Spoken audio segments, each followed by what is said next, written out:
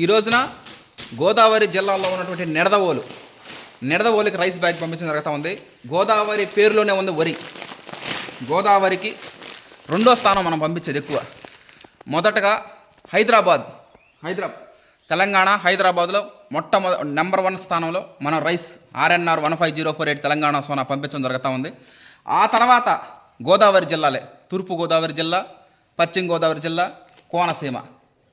ఈరోజు నిడదవోలు అనే ఊరికి పంపించడం జరుగుతూ ఉంది.